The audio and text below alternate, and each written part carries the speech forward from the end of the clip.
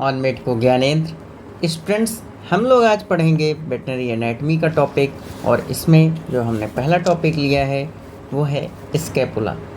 तो स्कैपुला पे आपके एग्ज़ाम में बहुत ज़्यादा क्वेश्चन पूछा जाता है, आपके ऑब्जेक्टिव्स में, आपके थ्योरेटिकल एग्ज़ाम्स में, आपके सब्जेक्टिव्स में, या और आपके जितने भी कॉम्पिटिटिव एग्ज़ाम्स हैं, चाहे जॉब के लिए हो, चाहे पीजी के लिए हो, या किसी एंट्रेंस के लिए हो, तो आपके एग्ज़ाम में स्कैपुला पे क्वेश्चन आता ही है।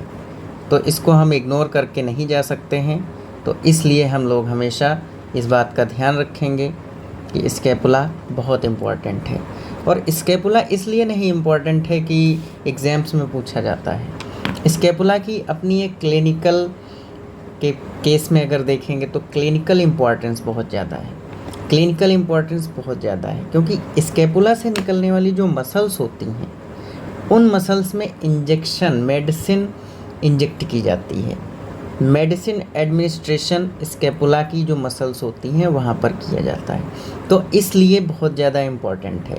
अगर आईएम लगाना है, इवन सबकट लगाना है, तो उस मसल्स पे, जो मसल हम आपको यहाँ पे पढ़ाएंगे, उस मसल पे इंजेक्शन लगाया जाता है।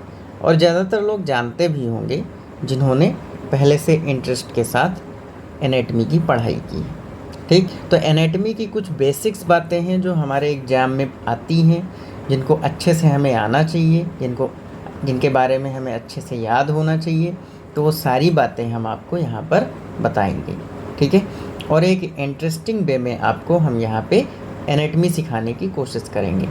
अगर आपको कोई भी कन्फ्यूज़न लगता है तो आप लोग प्लीज़ कमेंट करके कमेंट बॉक्स में आप लोग बता सकते हैं, और उसका आंसर आपको हम जल्दी से जल्दी कोशिश करेंगे देने की, ठीक है। तो हम लोग स्टार्ट करते हैं वेटनरी एनाटमी टॉपिक स्कैपुला, ठीक है। तो यहाँ पर जो हम स्कैपुला किस एनिमल का पढ़ेंगे, तो यहाँ पर जो हम स्कैपुला पढ़ेंगे वो ऑक्स का पढ़ेंगे। तो बेसिक जो हमारा है वेटनरी साइंस में, तो बेसिक एनिमल जो हम पढ़ते हैं वो हम ऑक्स का या कैटल का ही लेकर के चलते हैं, ठीक है। उसके बाद बाकी अदर जितने भी एनिमल होते हैं उनके जो सिम्टम्स होते हैं, उनके जो रिलेटेड जो दूसरे कैरेक्टरिस्टिक्स होते हैं, चाहे ऑर्गन के हों, चाहे किसी बोन के हों, या किसी डिजीज़ के हों, है ना, तो वो जितने भी कैरेक्टरिस्टिक्स होते हैं उनको अलग से बता दिया जाता है, ठीक है। तो यहाँ पर हम क्या लेकर के चलेंगे, ऑक्स को लेकर के चलेंगे, और ऑक्स की जितनी भी डिटेल्स हैं वो सब पढ़ेंगे, ठीक है। तो यहाँ पे जो स्कैपुला पढ़ेंगे वो हम ऑक्स का पढ़ेंगे। तो अगर हम ऑक्स के स्कैपुला की बात करते हैं और ऑक्स का हम पढ़ रहे हैं, तो आपको समझना क्या है कि हम सभी एनिमल्स का स्कैपुला पढ़ रहे हैं। इवन आप ये भी समझिए कि हम ह्यूमन का भी स्कैपुला पढ़ रहे हैं। अंडरस्टैंड? तो चलते हैं हम लोग स्कैपुला पे, ठीक है। तो स्कैपुला जो है एक ऐसी बोन है जो कि फ्लैट है, ठीक। तो scapula is a flat bone, it is a flat bone, ठीक है। अब होता क्या है, एंटेरो लैटरो या एंटेरोलैटरल एस्पेक्ट्स ऑफ थोरैक्स। तो जो थोरेसिक रीजन होता है उसके एंटीरियर और लेटरल साइड में प्रेजेंट होती है, ठीक है। ये जो बोन है ये फ्लैट बोन है, ठीक। एंटीरियर और लेटरल साइड में थोरेसिक रीजन में होती है, ठीक है। तो ये आपको पोजीशन एक मिल गई कि कहाँ पर स्कैपुला प्रेजेंट होता है, ठीक है। और क्या है, इट डायरेक्ट्स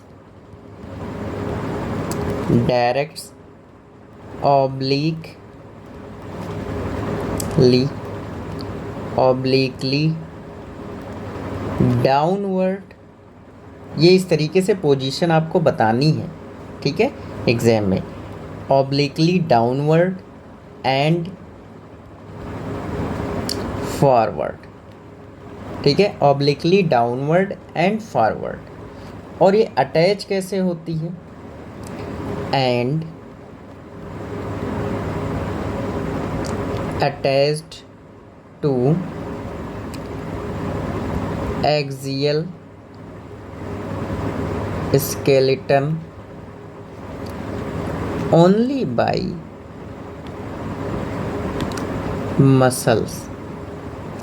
अब एक्सियल स्केलेटन और अपेंडिकुलर स्केलेटन आपने पढ़ा होगा, ठीक है, और अगर नहीं पढ़ा है तो एक बार हम फिर से आपको यहाँ बताए दे रहे हैं, ठीक है। तो एक्सियल ये हेड है और इसके सामने से जितनी भी बोन्स जाती हैं पूरी बॉडी में, ठीक है, यहाँ पे जितनी भी बोन्स होंगी, ठीक, ये सारी बोन्स क्या होती हैं, एक्सियल होती हैं, ठीक। अब अगर हम बात करते हैं हाथ पैर की जितनी भी बोन्स होती हैं, ठीक, ये तो साइड की जितनी बोन्स होती हैं उनको हम क्या कहते हैं, अपेंडिकुलर बोन्स कहते हैं, ठीक है। ये आपने डिवीज़न जब आपने प्रिपरेशन में पढ़ा होगा तैयारी के दौरान, तो आपने ह्यूमन का क्लासिफिकेशन बोन्स का इस तरीके से किया होगा, ठीक है। तो ये बोन्स जो हम समझा रहे हैं और यहाँ पे आपको हम एनिमल का पढ़ा रहे हैं, लेकिन यहाँ पे हमने ह्यूमन के हैंड लिए हैं, ठीक। तो वो क्या है वो भी हम थोड़ी देर में समझाने वाले हैं, ठीक है। तो ये मत सोचिए कि यहाँ पे ह्यूमन का क्यों बता रहे हैं, ठीक। तो ये ध्यान रखिएगा, ठीक। ह्यूमन का आप लोगों ने पढ़ा होगा और ह्यूमन में जो है बताया गया होगा कि एक्सियल क्या होता है और अपेंडिकुलर क्या होता है, ठीक। तो यहाँ पर क्या है कि जो स्कैपुला है वो किस तरीके से जुड़ा होता है एक्सियल स्केलेटल सिस्टम से, ठीक है, विद द हेल्प ऑफ, कैसे जुड़ा होगा, मसल के थ्रू, ठीक है, केवल और केवल मसल्स के थ्रू एक्सियल सिस्टम से जुड़ा होता है। तो ये बात हो गई हमारी, ठीक है। तो स्कैपुला की पोजीशन पता चल गई, कैसे वो एक्सियल सिस्टम से, एक्सियल बोन से कैसे जुड़ा होता है ये पता चल गई। बोन कैसी है, फ्लैट है, एंटेरोलैटरल एस्पेक्ट्स थोरेसिक रीजन में होती है, ठीक है, डायरेक्ट होती है ऑब्लिकली डाउनवर्ड एंड फॉरवर्ड, ठीक है, नीचे की ओर तिरछा और ऊपर की ओर तिरछा, ठीक है। तो ऑब्लिकली मतलब तिरछा, ठीक है। तो ये ऑब्लिकली डाउनवर्ड एंड फॉरवर्ड, ठीक है। और एक्सियल स्केलेटन सिस्टम जो होता है उससे मसल के थ्रू केवल और केवल जुड़ी होती है, ठीक है। तो ये हमारा क्लियर हो गया स्कैपुला। अब हम लोग चलते हैं थोड़ा सा आगे, स्कैपुला की डेफिनेशन हो गई, अब इसके आगे चलते हैं डेफिनेशन के आगे। अब क्या है, सरफेस की अगर हम बात करते हैं तो स्कैपुला की जो सरफेसेस होती हैं, सरफेस जो सरफेसेस होती हैं वो कितनी होंगी, 2 सरफेस होंगी, ठीक है। अगर आप बॉर्डर की बात करोगे स्कैपुला की तो बॉर्डर कितने होते हैं, यहाँ पे 3 होते हैं, ठीक है। अगर आप एंगल की बात करोगे तो एंगल कितने होते हैं स्कैपुला में, 3 होते हैं, ठीक है। तो एंगल और जो बॉर्डर होते हैं वो 3 होते हैं, ये सेम हो गए, ठीक। आपको याद क्या करना है, सरफेस। तो सरफेस कितनी होती हैं, 2 होती हैं, ठीक है। कौन कौन सी सरफेस होंगी, पहली सरफेस होगी मीडियल, ठीक, और दूसरी सरफेस होगी लैटरल, ठीक है। वैसे बाहर से अंदर की ओर पढ़ना चाहिए, तो पहले क्या हो गई लैटरल और दूसरी क्या हो गई मीडियल, ठीक है। तो मीडियल सरफेस होती है और लैटरल सरफेस होती है, क्लियर। लैटरल सरफेस जो है वो कैसी होती है, वाइड होती है एबव, ठीक है, कैसी होती है, ऊपर की ओर क्या होती है, चौड़ी होती है, एंड नैरो एट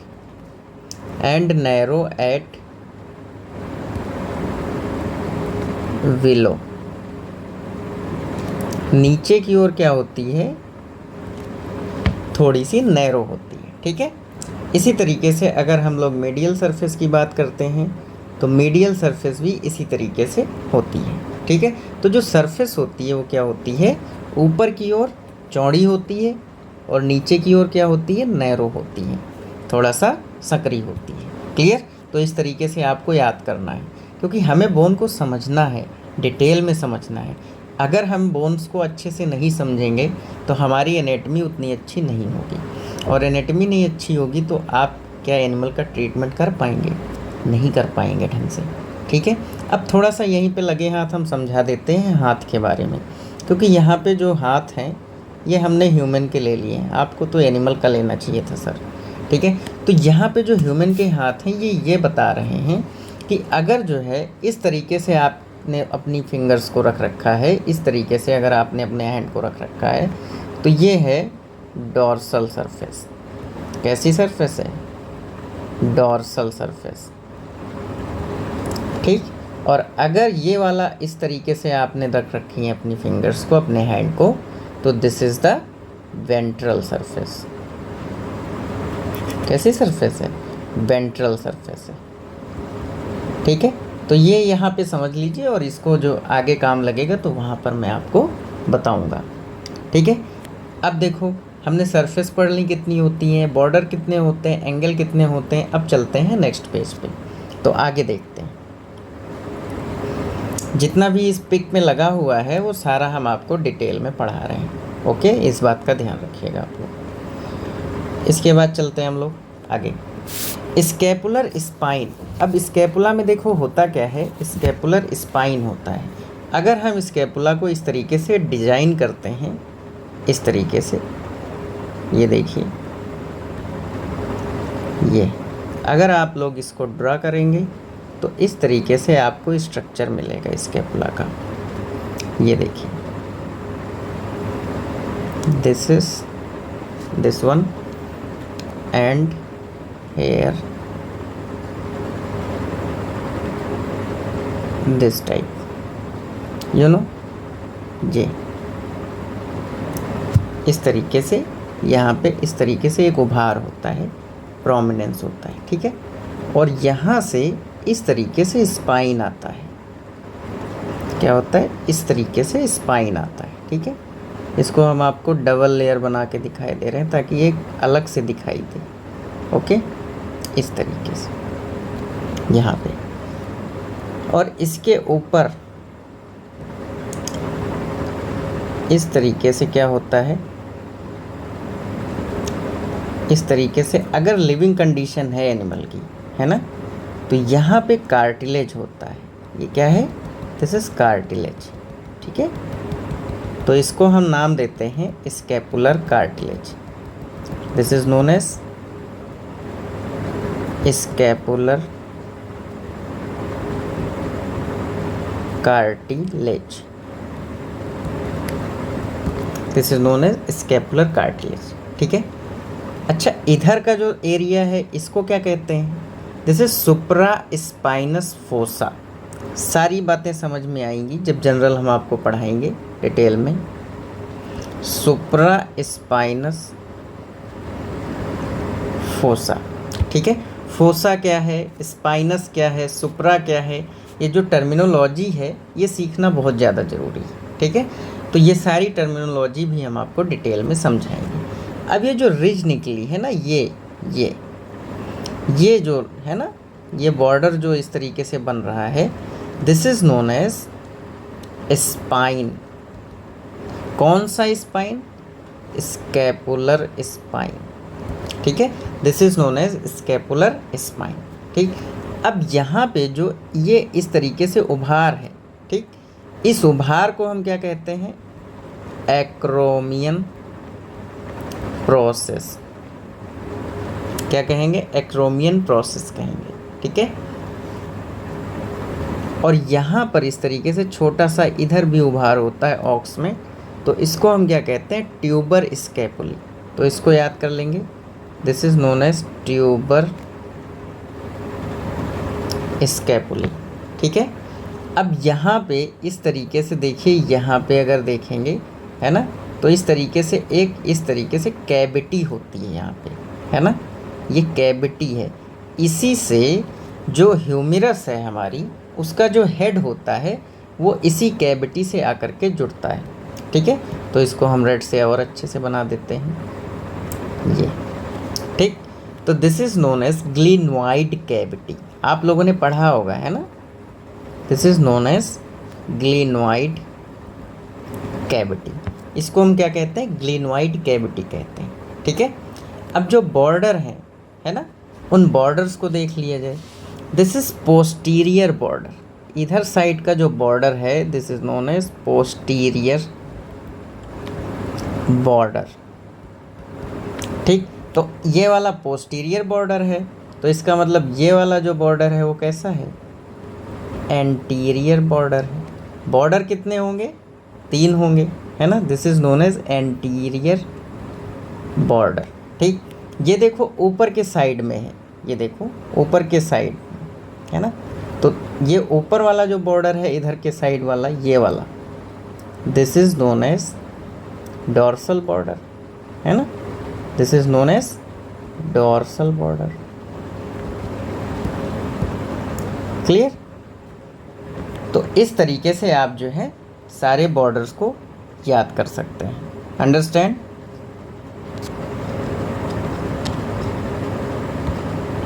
एक सेकेंड, ठीक है। तो ये हमारा क्या हो गया, एक तरीके से स्कैपुला हो गया और इसकी लेबलिंग हो गई। तो इस तरीके से आपको क्या करना है, एग्जाम में फटाक से बना देना है, ठीक है। अब इधर सुप्रा है, अगर इधर की ओर क्या है, सुप्रा है, तो इसके पीछे क्या होगा, इंफ्रा होगा। तो this is known as infraspinatus fossa. Fossa actually क्या है ना, एक डिप्रेशन होता है। डिप्रेशन मतलब जब आप टच करेंगे तो यहाँ पे, ये तो स्पाइन है, ये ऊपर की ओर उठा होता है, ये वाला रीजन जो स्पाइन लिखा है ना, और यहाँ पे क्या होगा, अब ये खाली जगह हो गई, ठीक है। तो ये आपको फील होगा कि यहाँ पे क्या है, शैलो रीजन है, that is known as fossa, ठीक है।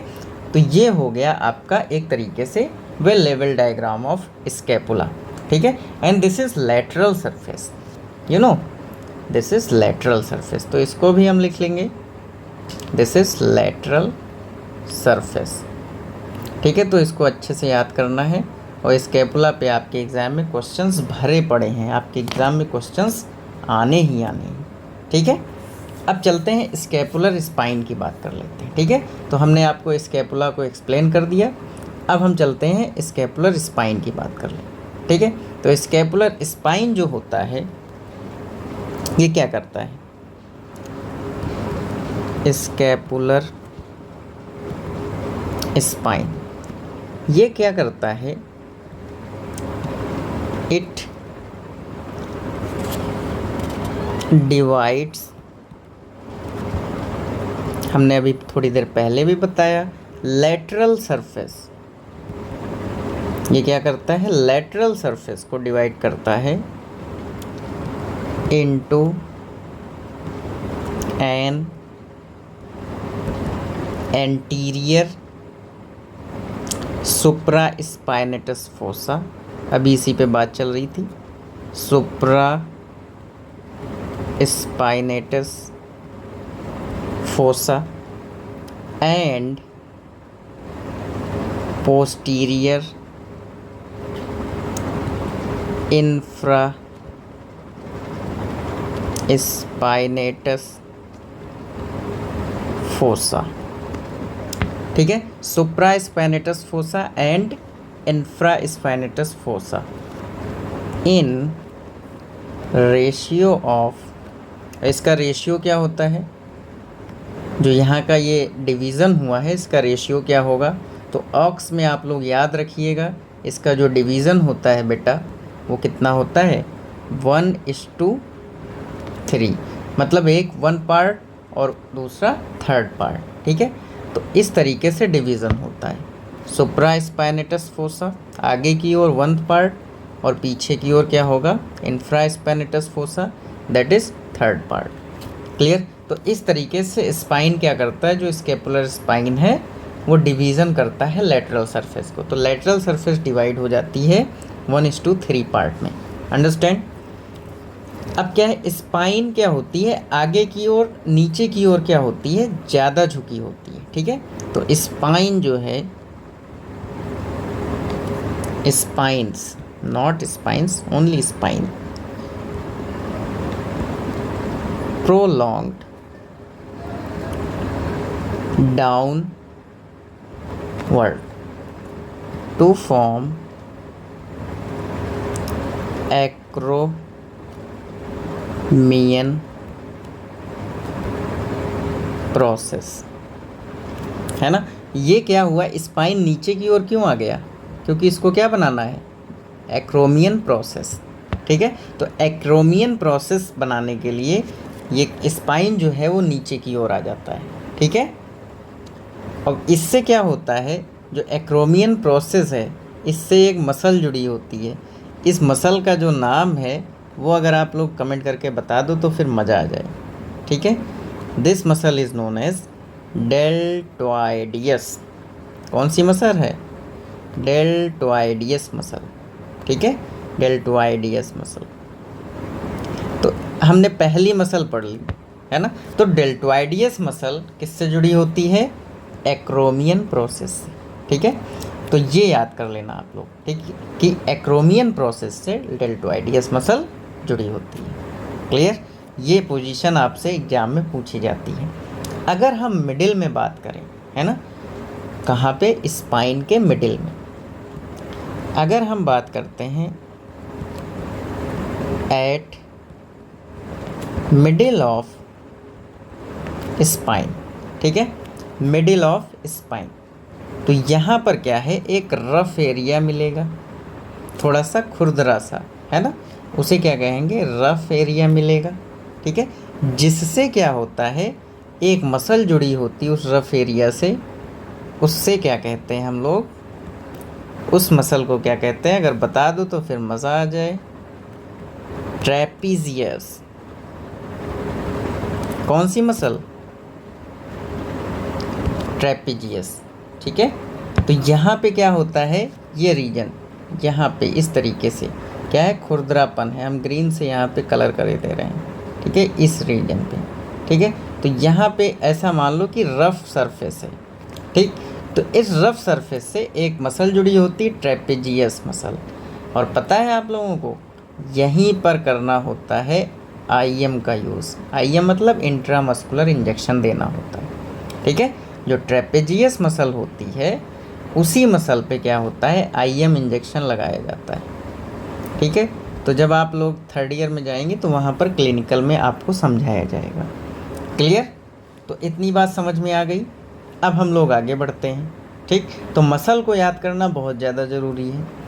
अगर जो है कोई भी मसल जिस प्रोसेस से, जिस फोसा से अटैच्ड है, तो उसका नाम याद करना बहुत ज़्यादा ज़रूरी है। अगर नहीं याद हो रहा है तो इसका मतलब हमारी एनाटॉमी कमज़ोर है, ठीक है। तो इसको अच्छे से आपको याद करना है, एकदम कंठस्थ कर लेना है, आपके दिमाग में हमेशा वो चीज़ें याद होनी चाहिए, ठीक है। तो ग्लिनोइड कैविटी किसको जोड़ेगी? यहाँ पे हेड ऑफ, इस तरीके से हम बना देते हैं, हेड ऑफ ह्यूमेरस। ये मान लो दिस इज़ ह्यूमेरस, तो इस तरीके से जुड़ी होती है, ठीक है। तो ये ग्लिनोइड कैविटी है। तो बाकी चीज़ें जॉइंट्स में समझाई जाएंगी, ये हमने ऐसे ही रफली बता दिया। तो चलते हैं अगली मसल्स पे और कुछ और बातें जानते हैं स्कैपुला के बारे में जो आपके एग्ज़ाम में इम्पॉर्टेंट है। अंडरस्टैंड? आगे बढ़ते हैं। तो नेक्स्ट पेज ले लेते हैं और नेक्स्ट पेज पे आते हैं और यहाँ पर अगली बात क्या है हमारी? अगली बात ये है कि जो सुप्रा स्पाइनेटस फोसा है ना, सुप्रा स्पाइनेटस फोसा, तो इससे भी भाई एक मसल जुड़ी होती है जिसका नाम है क्या? सुप्रा स्पाइनेटस मसल, ठीक है। तो इसमें कुछ याद नहीं करना है अलग से आपको, ठीक है। सुप्रा स्पाइनेटस फोसा से सुप्रा स्पाइनेटस मसल जुड़ी होती है, ठीक है। अच्छा, तो इसका मतलब आप लोग दूसरा भी कर लेंगे ऑटोमेटिकली। क्या? वो क्या है बेटा? इंफ्रा स्पाइनेटस फोसा, ठीक। तो इंफ्रा स्पाइनेटस फोसा से कौन सी मसल जुड़ी होगी? इंफ्रा स्पाइनेटस मसल, है ना। तो नाम से ही जो पार्ट है ना बोन का, उसी से नाम निकलता है मसल का, ठीक है। कुछ मसल्स हैं जो अलग नाम से हैं तो वो स्पेशल हैं, तो उनको और अच्छे से याद करना है, बट ये भी पूछा जाता है ना, तो इसको भी आप लोगों को अच्छे से याद कर लेना है, ठीक है। तो ये बात हो गई लेटरल सरफेस की। अब हम चलते हैं स्कैपुला के अंदर वाली सरफेस पे। ठीक है। तो मीडियल और लेटरल सरफेस ये जान लीजिए, इसको भी हम यहाँ पे समझा देते हैं, है ना, क्योंकि मीडियल और लेटरल सरफेस को समझना बहुत ज़्यादा ज़रूरी है। ये देखो, ये मान लो कि रीढ़ की हड्डी है, ठीक है, मतलब बैकबोन, दिस इज बैकबोन, ठीक। तो इसके साइड में अगर जा रहे हैं अंदर की ओर, तो जो कुछ भी होगा क्या होगा, मीडियल होगा, ठीक। और अगर बॉडी से दूर जा रहे हो तो क्या होगा, लेटरल। तो बॉडी के बाहर की ओर सब चीज़ें लेटरल होती हैं, और बॉडी के अंदर के साइड की ओर जितनी भी चीज़ें होती हैं वो सब क्या होती हैं, मीडियल होती हैं, ठीक है। तो हम देखते हैं मीडियल सरफेस, ठीक। तो मीडियल सरफेस हम लोग हेडिंग डालते हैं, तो लेटरल सरफेस हो गई। अब देखते हैं मीडियल सरफेस, ठीक। तो मीडियल सरफेस को दूसरा नाम भी है, दैट इज कोस्टल सरफेस, ठीक। तो मीडियल सरफेस को क्या कहते हैं, कोस्टल सरफेस, ओके। अब जो मीडियल सरफेस है ना, वो हम डायग्राम में आपको दिखा दे रहे हैं, ठीक है, डायग्राम से दिखा देते हैं आपको ये, ठीक। तो यहाँ पर अगर हम लोग ये वाला पिक लेते हैं,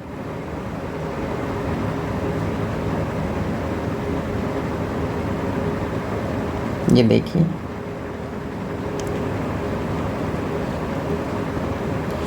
ठीक है। तो इसमें देख लीजिए आप लोग,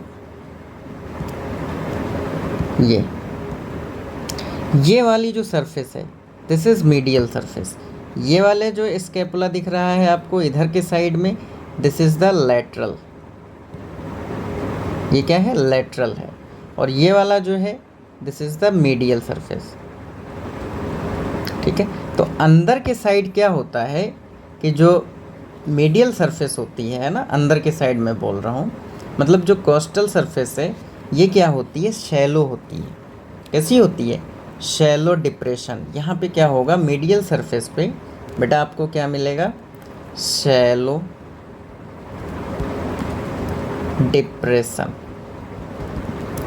है ना। डिप्रेशन का मतलब ये होता है थोड़ा सा गहराई मिलेगी, गहरापन मिलेगा, ठीक है। तो शैलो डिप्रेशन है ना, छिछला, इस तरीके से। शैलो का मतलब क्या होता है, छिछला कहते हैं, ठीक है। कॉल्ड सब स्कैपुलैरिस फोसा।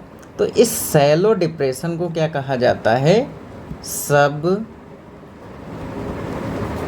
स्कैपुलैरिस, सब स्कैपुलैरिस फोसा, ठीक है। तो यहाँ भी फोसा आ गया। फोसा टर्म मतलब थोड़ी सी गहराई वाली जो जगह होती है हड्डी के अंदर, बोन के अंदर, ठीक है, दैट इज़ नोन एज सब स्कैपुलैरिस फोसा।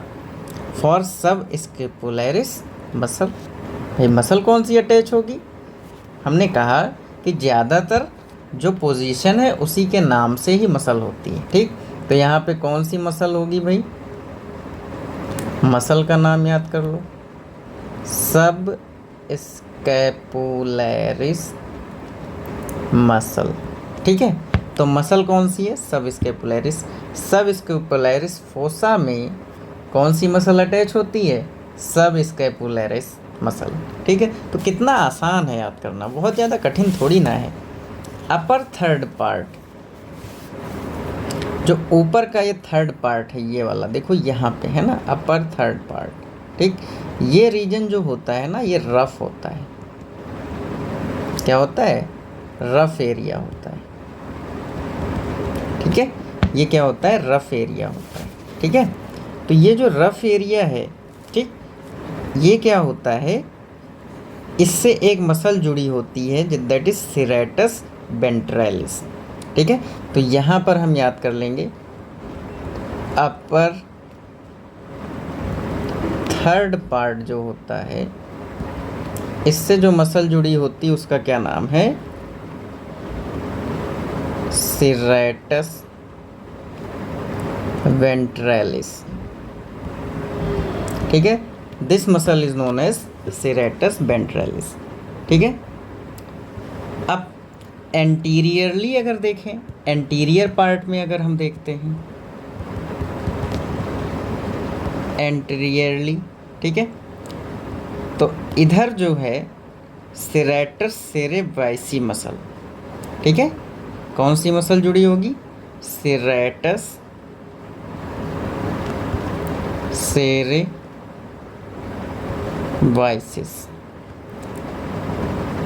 ठीक है। तो ये अपर पार्ट में क्या है? सेरेटस वेंट्रलिस, ठीक। और जो एंटीरियर पार्ट है उससे कौन सी मसल जुड़ी है? सेरेटस सेरेब्राइसिस, ठीक है। तो इसको अच्छे से याद करना है, ये बहुत ज़्यादा इम्पोर्टेंट है। अब अगर पोस्टीरियर की बात करते हैं, ठीक है, पोस्टीरियर रफ सरफेस, देखो अपर हो गया, एंटीरियर हो गया, तो इसका मतलब पोस्टीरियर भी होना चाहिए, ठीक। तो जो पोस्टीरियर रीजन है, ठीक, पोस्टीरियर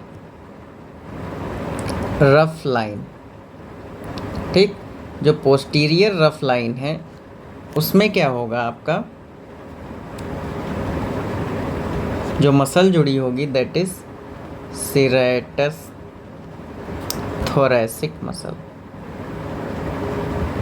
थोरैसिक मसल, ठीक है। तो इसको याद कर लेंगे। तो मसल और बोन दोनों साथ साथ याद हो रही हैं, ठीक है। तो यहाँ पे हमें क्या करना है? अपर थर्ड पार्ट में सेरेटस वेंट्रलिस, एंटीरियरली अगर देखा जाए तो सेरेटस सेरेब्राइसिस, पोस्टीरियरली अगर देखा जाए तो सेरेटस थोरैसिक, ठीक है। ये थोरैसिक रीजन को जाती होगी, इसलिए जो है जाती होगी, क्या जाती है, इसलिए इसका क्या नाम है? थोरैसिक। अंडरस्टैंड? तो ये हो गया हमारा स्कैपुला, और वो भी मीडियल सरफेस, ठीक है। अब बात करते हैं हम लोग बॉर्डर की। किस पे चलते हैं? बॉर्डर पे, ठीक है। तो नेक्स्ट पेज ले लेते हैं, अब चलते हैं बॉर्डर पे, ठीक। तो बॉर्डर को अगर हम डिटेल में जानते हैं तो बॉर्डर्स जो हैं डिटेल में समझेंगे हम लोग, ठीक। तो यहाँ पर बॉर्डर्स, हेडिंग लिखिए बॉर्डर्स, ठीक है। तो बॉर्डर हमने बताए थे कितने होते हैं बेटा? 3 होते हैं। कौन कौन से? देख लेते हैं। जो पहला बॉर्डर है, बॉर्डर नंबर 1, तो इसको क्या कहते हैं? Anterior border. क्या कहेंगे? एंटीरियर। एंटीरियर का मतलब होता है आगे की ओर, है ना। आगे का मतलब हेड की ओर, ठीक है। एनिमल का जो हेड है उसकी ओर जो बॉर्डर होता है उसी को हम कहते हैं एंटीरियर बॉर्डर, ठीक है। ये कैसा होता है बेटा? थिन होगा, कॉन्वेक्स होगा। कॉन्वेक्स कॉनकेव आप समझते हैं, है ना। एबव, ठीक है। इधर की ओर क्या होगा? कॉनकेव होगा, ठीक है। क्लियर? तो थिन होगा, कॉन्वेक्स होगा और कॉनकेव होगा, ठीक है। इस तरीके से कुछ सरफेस बनती है। फिर आज आगे चलते हैं। जो सेकंड बॉर्डर होगा वो क्या होगा? जो सेकंड बॉर्डर होगा वो क्या होगा? That is posterior border. पीछे के साइड में जो बॉर्डर होगा ये क्या होगा? थिक होगा, है ना। और यहाँ पर क्या होता है? जो पोस्टीरियर बॉर्डर है इसमें क्या होता है? न्यूट्रिएंट फोरामेन होता है, ठीक है। जनरल में हम बताएंगे सारी टर्मिनोलॉजी, ठीक है। आज तो हमारा डेमो लेक्चर है तो आप लोग समझ लीजिए, ठीक है। फोरामेन का मतलब हम यहाँ पे वैसे बताए दे रहे हैं, चलो सारी चीज़ें हम बताते चलते हैं। जो फोरामेन है वो क्या होता है? एक ओपनिंग होती है। अगर बोन के अंदर कोई नेचुरल ओपनिंग है जिससे कोई ब्लड वेसल पास हो सकती है, ठीक है, उसको हम क्या कह देते हैं? फोरामेन, ठीक है। जैसे ये बोन है, ठीक, तो ये बोन के अंदर ये पोर हो गया, ठीक है, और इसके अंदर से क्या है? ब्लड सप्लाई जा रही है, ठीक। तो इसको हमने क्या कह दिया? फोरामेन कह दिया। अंडरस्टैंड? तो this is known as foramen, ठीक है। तो इसको अच्छे से आप लोगों को याद कर लेना है, ओके। पोस्टीरियर बॉर्डर थिक है और यहाँ पे न्यूट्रिएंट फोरामेन होता है। इसकी भी पोजीशन आपको याद करनी पड़ेगी, और वो पोजीशन क्या है बेटा? This is lower third part, है ना। जो स्कैपुला का जो लोअर थर्ड पार्ट है वहाँ पर आपको मिलेगा न्यूट्रिएंट फोरामेन। ये आपसे एग्जाम में पूछ सकता है, ठीक है। तो इसको आप लोगों को अच्छे से याद कर लेना है। अंडरस्टैंड? अब चलते हैं डॉर्सल वर्टिब्रल बॉर्डर। ठीक है, जो तीसरा बॉर्डर है वो क्या है, डॉर्सल, वो क्या है, डॉर्सल बॉर्डर। हमने लिखा था अभी डायग्राम में, डॉर्सल वर्टिब्रल बॉर्डर। ठीक है, तो डॉर्सल वर्टिब्रल बॉर्डर जो है इसको कैसे हम एक्सप्लेन करेंगे, this is thick and pitted. ठीक है, ये कैसा है, पिटेड, थिक है, मोटा है, और पिटेड, पिटेड का मतलब ये होता है कि छोटे छोटे उसमें गड्ढे से होते हैं। And having scapular cartilage, and having cartilage, और स्कैपुलर कार्टिलेज हमने डायग्राम में लिख दिया है, चलो लिख देता हूँ, scapular cartilage in living condition. ध्यान रखना है, अगर आप कार्टिलेज जो है नॉन लिविंग में ढूंढ रहे हैं तो बहुत मुश्किल से मिलेगा। ठीक है, इन लिविंग कंडीशन। ठीक है, तो जो आप लैब में पढ़ते हैं बोन्स को, तो वहाँ पर आपको क्या है, नॉन लिविंग बोन होती है तो वहाँ पे हो सकता है कार्टिलेज ना मिले, लेकिन लिविंग में आपको कार्टिलेज 100% मिलेगा, क्योंकि उसके बिना फिर पोस्चर ही नहीं सही होगा एनिमल का, है ना। तो इसको आप लोगों को याद कर लेना है। ओके, तो ये बहुत बेहतरीन तरीके से हमने आपको पढ़ाने की कोशिश की है वेटरनरी एनाटॉमी। और इसमें अब हम लोग चलते हैं एंगल पे, क्योंकि स्कैपुला की जो जनरल डिटेल्स हैं, जो ऑक्स की डिटेल्स हैं, उसको तो कम से कम हम आपको इस लेक्चर में पढ़ा ही दें। ठीक है, तो अब चलते हैं एंगल्स पे। तो हेडिंग डालिए सभी लोग, एंगल्स। ठीक है, एंगल्स हमने बताया कितने होते हैं बेटा, 3 एंगल होते हैं, है ना। कौन कौन से एंगल होते हैं, इनके नाम ही काफ़ी हैं और वो नाम आपको याद कर लेंगे। तो जो पहला एंगल होता है दैट इज़ क्रैनियल। कौन सा एंगल, क्रैनियल, और इसी को क्या कहते हैं, एंटीरियर एंगल। क्या कहेंगे, एंटीरियर एंगल। होगा कैसा ये भाई, दुबला पतला होगा, कैसा होगा, थिन होगा। ठीक है, तो आगे का जो एंगल होता है क्रेनियल का मतलब क्रेनियम से। ठीक है, क्रेनियम का मतलब हेड रीजन की ओर। ठीक है, सिर की ओर एनिमल के जो एंगल होता है उसी को हम क्रेनियल एंगल कहते हैं, एंटीरियर एंगल कहते हैं, और ये दुबला पतला होता है। ठीक है, नेक्स्ट चलते हैं। नेक्स्ट कौन सा है, कॉर्डल एंगल। कौन सा एंगल, कॉर्डल एंगल। तो एंटीरियर था तो ये क्या हो जाएगा बेटा, पोस्टीरियर एंगल हो जाएगा। कौन सा एंगल हो जाएगा, पोस्टीरियर एंगल। और जब वो थिन है तो ये कैसा हो जाएगा, थिक हो जाएगा, है ना। ये पूंछ की ओर होगा, है ना। इस तरीके से याद कर लो कि भाई ये पूंछ की ओर होगा। ठीक है, तो ये हो गया क्या, कॉर्डल एंगल, है ना, पोस्टीरियर एंगल। और ऊपर वाला क्या हो गया, क्रेनियल या एंटीरियर एंगल। ठीक है, अब चलते हैं थर्ड एंगल पे। तो थर्ड एंगल क्या है उसको देखते हैं। Next, third angle. ठीक है, थर्ड एंगल, 3 ही तो एंगल है, तो इसमें थर्ड एंगल देख लेते हैं। Okay, third angle. Third angle को क्या कहोगे आप, दैट इज डिस्टल, या फिर क्या, इन्फीरियर। इन्फीरियर मतलब पीछे रह जाना।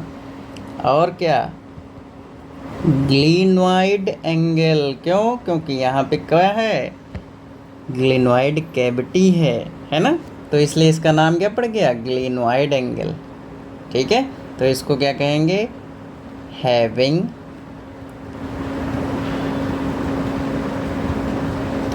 Glenoid, having glenoid cavity. तो इस एंगल पे आपको क्या मिलेगी, ग्लिनॉइड कैविटी मिलेगी, है ना।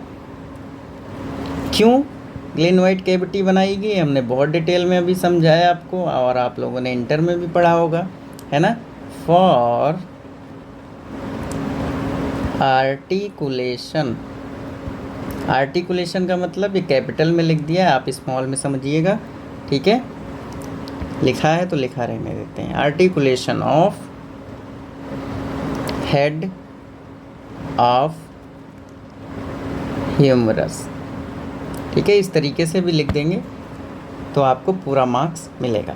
ठीक है, for articulation of head of humerus. ठीक है, तो having glenoid cavity for articulation of head of humerus, हमने आपको बना के भी अभी डायग्राम दिखाया था कि अगर ये हमारी कैविटी है ग्लिनोइड कैविटी, तो इस तरीके से अगर जो ह्यूमेरस है उसका हेड आकर के इससे जुड़ जाता है। आर्टिकुलेट का मतलब होता है जॉइंट बनाना। आर्टिकुलेट का मतलब क्या होता है? जॉइंट बनाना। ठीक है, अब ये मान लो कि ग्लिनोइड कैविटी है, this is known as glenoid cavity, GC। ठीक है, GC मतलब ग्लिनोइड कैविटी। ठीक है, तो ग्लिनोइड कैविटी जो है इसके चारों ओर है ना, ये वाला रीजन। ठीक है, यहाँ पे डिफरेंट कलर ले लेता हूँ, दिस इज नोन एज, है ना, this is known as rim. ठीक है, रिम ऑफ ग्लिनोइड कैविटी में क्या होता है, ग्लिनोइड नॉच होती है। नॉच का मतलब होता है थोड़ी सी छोटी सी खांच होती है ना, क्या हो गई, खांच होगी। ठीक है, ग्लिनोइड नॉच। ठीक है, एट एंटीरियर लेटरल एस्पेक्ट, कहाँ होगी, एंटेरो लेट्रो या लेटरल एस्पेक्ट। ठीक है, तो इसको याद कर लेना, है ना, खांच होती है ग्लिनोइड कैविटी में एंटीरियर लेटरल साइड में। ठीक है, आगे की ओर थोड़ा सा तिरछा। ठीक है, तो इस तरीके से आप याद कर लीजिएगा कि यहाँ पे क्या होती है, ग्लिनोइड नोच होती है, मतलब खांच। ठीक है, तो इसको याद कर लेंगे। ठीक है, अगला पॉइंट क्या है इधर, अगर हम बात करते हैं ट्यूबर स्कैपुली, जो कि हमने डायग्राम में अभी बना के दिखाया था, तो क्या होगा, ट्यूबर स्कैपुली फॉर बाइसेप्स। ट्यूबर स्कैपुली से कौन सी मसल जुड़ी होगी, बाइसेप्स ब्रैकियाई। बाइसेप्स ब्रैकियाई मसल जुड़ी होती है। ठीक है, एंड कोराकॉइड प्रोसेस। ठीक है, एंड कोराकॉइड प्रोसेस से थोरैकोब्रैकियलिस मसल जुड़ी होती है। ठीक है, तो ये नाम याद कर लेने हैं आपको। ठीक है, तो देखो जो ट्यूबर स्कैपुली है इससे कौन सी मसल जुड़ गई, बाइसेप्स ब्रैकियाई। ठीक है, अगर हम बात करते कोराकॉइड प्रोसेस से, तो कोराकॉइड प्रोसेस से कौन सी मसल जुड़ी है, थोरैकोब्रैकियलिस। ठीक है, तो इसको अच्छे से याद कर लेंगे, थोरैकोब्रैकियलिस मसल। ठीक है, तो ये मसल जुड़ी होती है। ठीक है, तो पूरा जो स्कैपुला की जो कहानी है वो पूरी आपको याद करा दी गई है। ठीक है, अब यहाँ पर हम जान लेते हैं स्पाइन डिवीज़न। ठीक है, तो स्पाइन डिवीज़न हर एनिमल में अलग अलग होता है, तो उसको भी अच्छे से याद कर लेते हैं, है ना। तो यहाँ पे मसल याद करना, पोजीशन याद करना, और जितने भी पार्ट हैं स्कैपुला के जो हमने आपको डायग्राम बना करके दिखाए। ठीक है, और फोटो भी लगी हुई है। ठीक है, तो वो जितने भी हैं पार्ट्स, उन सभी पार्ट्स को आपको आना चाहिए। ठीक है, उनके बारे में सारी जानकारी आपको पता होनी चाहिए। ठीक है, तो अब अगली हेडिंग ले लेते हैं और उसमें हम लिख लेते हैं, छोटी सी हेडिंग है, स्पाइन डिवीज़न। ठीक है, तो जो स्कैपुलर स्पाइन है वो डिवाइड कैसे होता है, तो एक बार सभी को एक साथ करके याद कर लिया जाए। ठीक है, सभी को एक साथ करके याद कर लिया जाए। कौन सा, सबसे पहले ऑक्स हमने पढ़ा, कैसा होता है डिवीज़न बेटा, 1:3 का होता है, सबको पता है। अगर हम लोग बात करते हैं हॉर्स में, तो हॉर्स में अगर बात की जाए तो कितना होगा बेटा, हॉर्स में हॉर्स का छोड़ो, यहाँ पे हम डॉग का लिख लेते हैं। ठीक है, क्या लिख लें, डॉग का। ठीक है, तो डॉग का क्या होगा, 1:1। ठीक है, और अगर हम पिग की बात करते हैं तो पिग का कितना होगा, 1:08। ठीक है, क्या होगा, 1:08। तो इसको इस तरीके से आप लोगों को याद करना है, अंडरस्टैंड। ठीक है, तो इसको अच्छे से याद कर लीजिए आप लोग। और ये आपसे एग्ज़ाम में ज़रूर पूछता है। पिग का, डॉग का क्या होता है, दोनों बराबर होता है, एंटीरियर और इंफ्रा और सुप्रा दोनों बराबर होते हैं, ठीक है। और जो ऑक्स का है 1:3 का होता है। तो इस तरीके से आप लोगों को याद कर लेना है, ठीक है, अंडरस्टैंड। तो ये हो गया हम लोगों का, आज यहीं तक रखते हैं। और उम्मीद है आपको ये हमारा वीडियो लेक्चर आपको पसंद आया होगा। और जो भी क्वेश्चंस रह गए हैं, अगर आपको लग रहा है किसी चीज़ में डाउट है, तो आप लोग हमसे फिर से कांटेक्ट करके सारी जानकारी ले सकते हैं। और हमारे चैनल को सब्सक्राइब कर लीजिए, शेयर कर लीजिए, सब्सक्राइब और कमेंट कर दीजिए कि आज का लेक्चर कैसा लगा, और लाइक ज़रूर कर दीजिए, ठीक है। कम से कम जब आप पढ़ा करें तो ज़रूर लाइक कर दिया करें, ठीक है। उससे ये होगा कि हमारी वीडियो थोड़ा सा वायरल होने लगेगी, है ना। और जब हम आपके लिए कुछ अच्छा कर रहे हैं, थोड़ा सा ही तो आपसे कुछ मांग रहे हैं, अगर आप जो है लाइक कर देंगे, शेयर कर देंगे, कमेंट कर देंगे, वीडियो देख लेंगे, तो उससे हमारा भी थोड़ा बहुत भला हो जाएगा, ठीक है। तो आप लोग क्या करिए, अच्छी सी अच्छी टीचिंग पाने के लिए आप लोग हमारा हौसला बढ़ाइए, ताकि हम आपको अच्छे से मोटिवेट कर सकें और आपको अगले एग्ज़ाम में बीट करा सकें। Wish you all the best students, thank you.